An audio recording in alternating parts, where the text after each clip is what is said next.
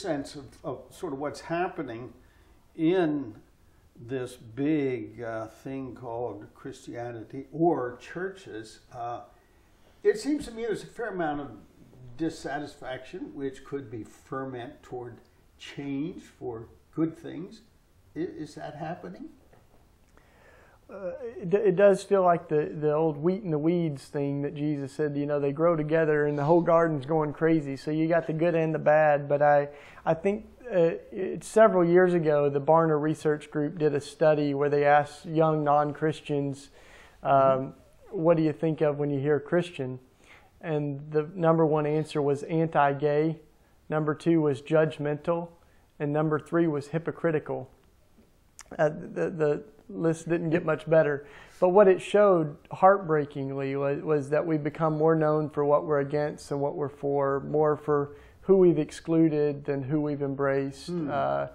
But I think over the last few years, the Barna and others have shown that that's radically shifting, and that there's a whole new generation of folks that, just like you just said, they want a Christianity that looks like Jesus again. They want a Christianity that's known for how it's proactive and not just reactive, for how a Christianity that's known by our love.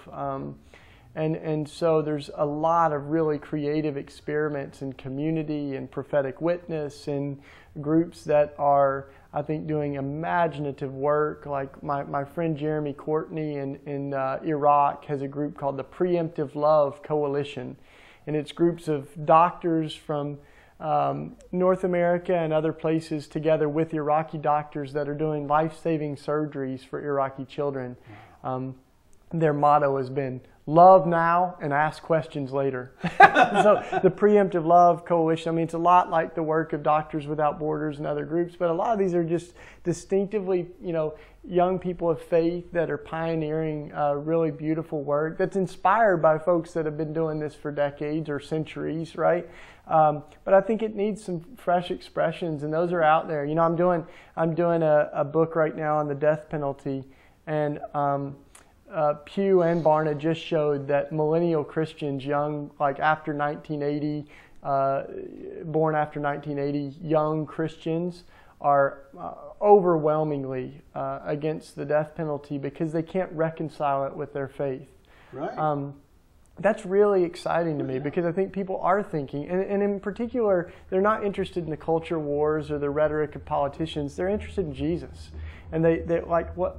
How does Jesus feel, and what is Jesus?